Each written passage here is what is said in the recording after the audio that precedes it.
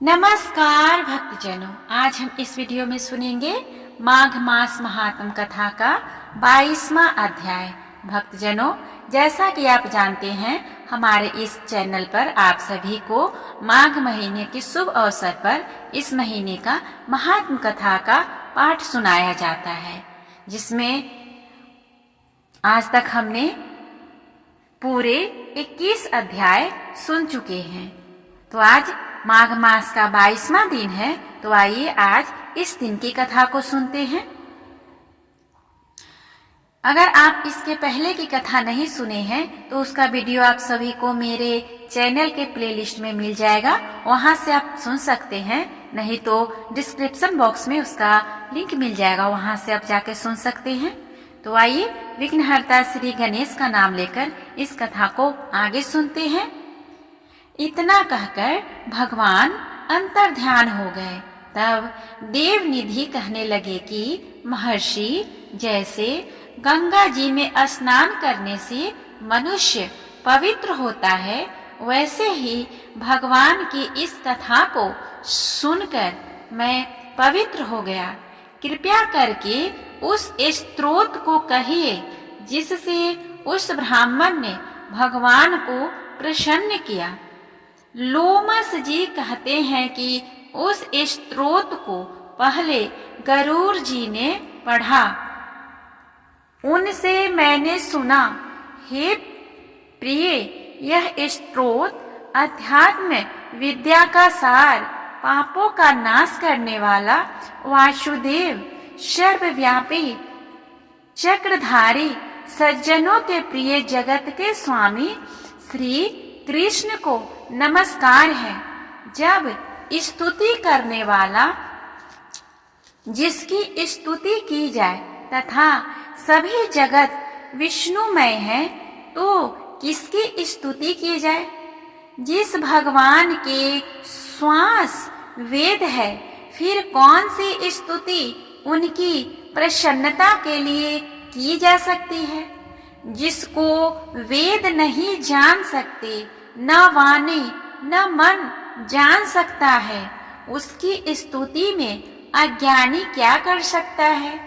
सारा चर अचर संसार जिसकी माया के चक्र की तरह घूम रहा है, इसी से हे प्रभु आप चक्रधारी कहलाते हो। ब्रह्मा विष्णु आप ही हो। सारे संसार को उत्पन्न करने वाले ब्रह्मा को भी आप उत्पन्न करने वाले हो। जब जीव शरीर को धारण करता है, तब उसमें ज्ञान उत्पन्न होता है।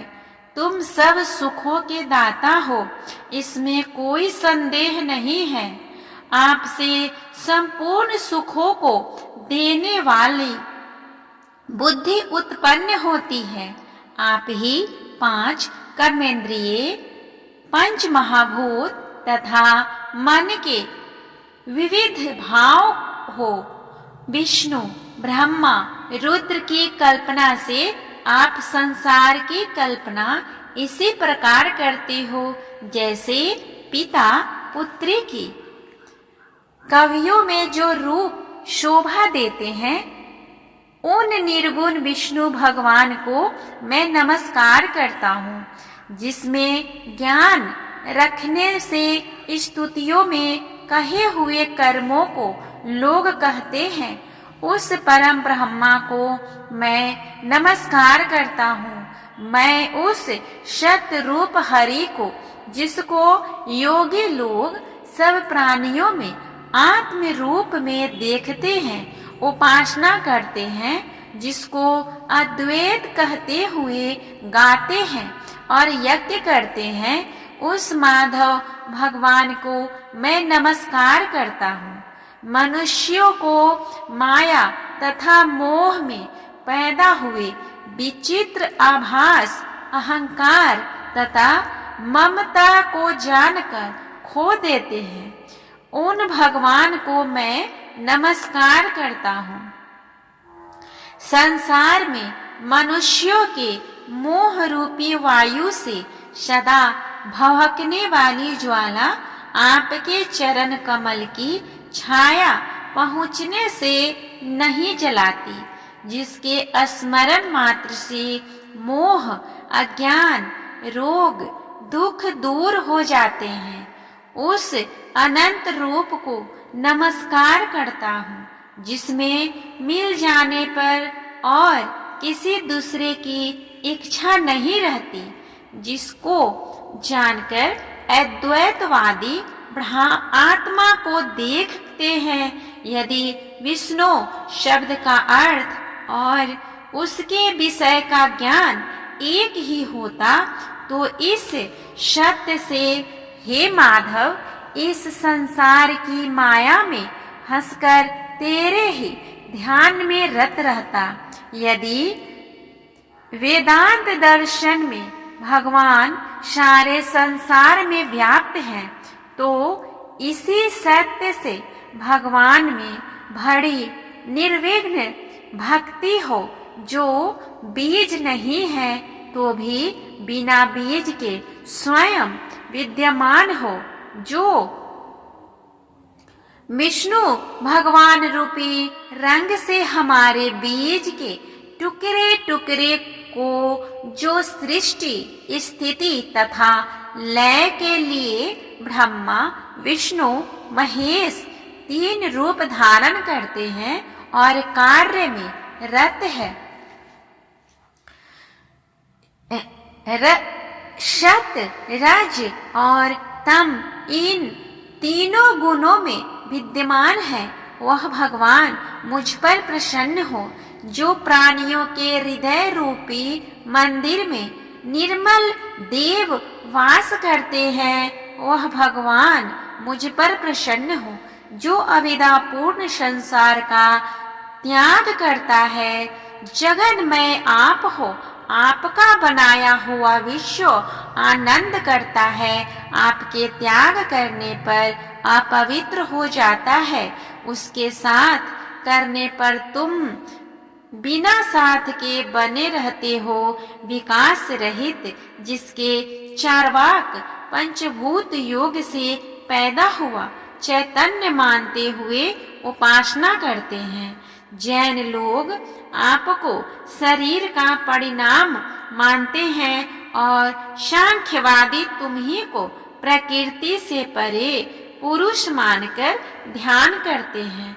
जन्म इत्यादि से रहित चैतन्य रूप सदा आनंद स्वरूप उपनिषद जिसकी महिमा गाते हैं।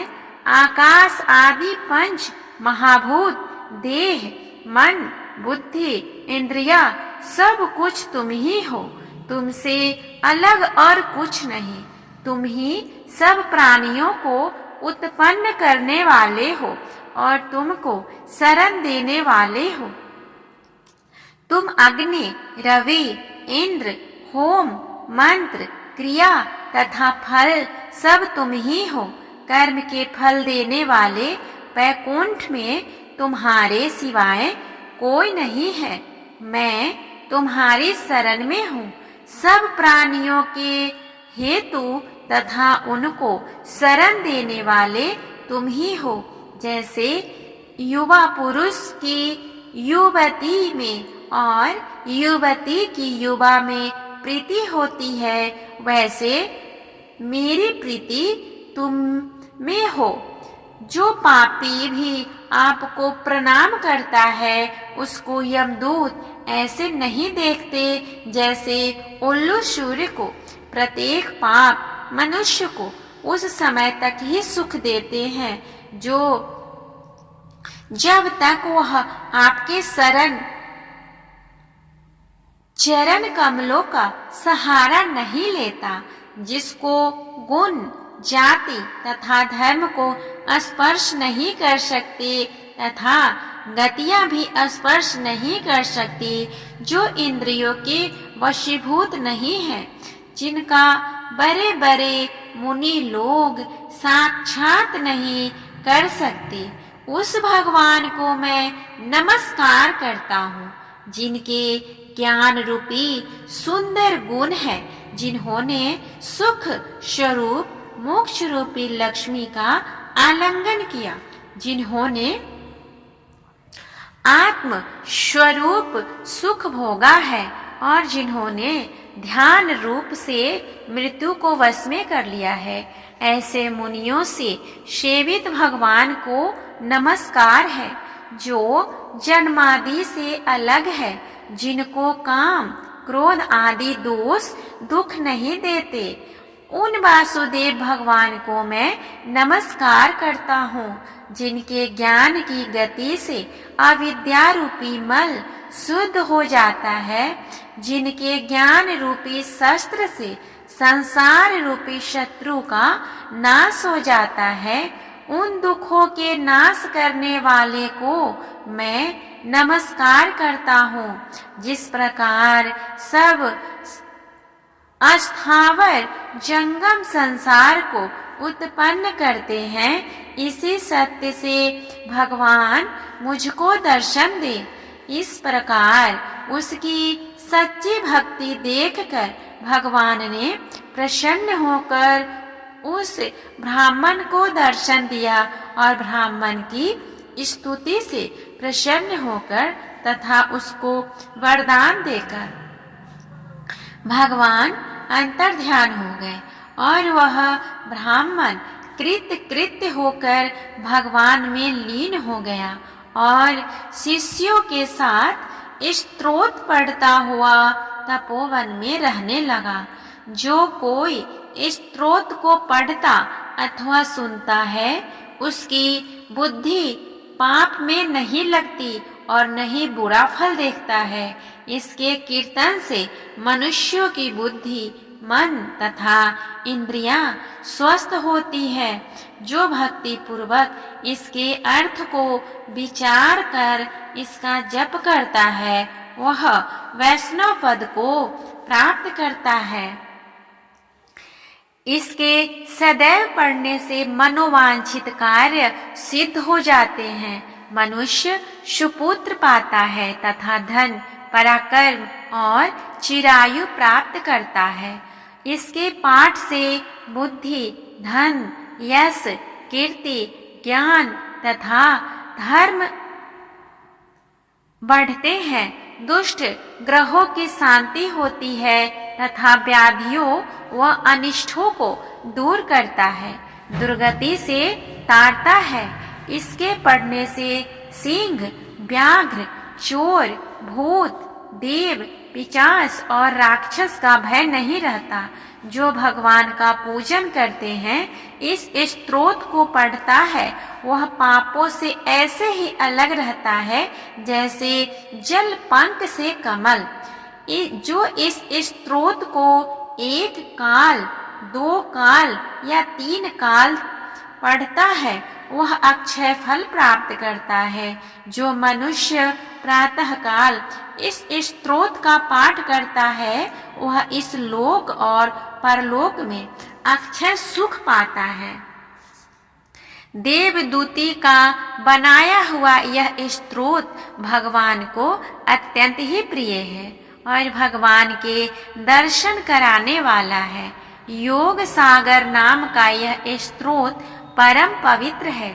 जो कोई भक्ति पूर्वक इसको पढ़ता है, वह विष्णु लोक को जाता है। अब पिशाच मोक्ष की गाथा कहते हैं। इस तरह हमने सुना माघ मास महात्म कथा का 22वां अध्याय। यह कथा आप सभी को कैसा लगा, प्लीज कमेंट करके बताएं और अगर अच्छा लगे तो कमेंट बॉक्स में हरे कृष्णा लिखना ना भूलें। तब तक के लिए मिलते हैं अगले वीडियो में। भगवान श्री हरि विष्णु और माता लक्ष्मी आप सभी पे अपनी कृपा बनाए रखिए। ओम नमो भगवते वासुदेवाय नमः।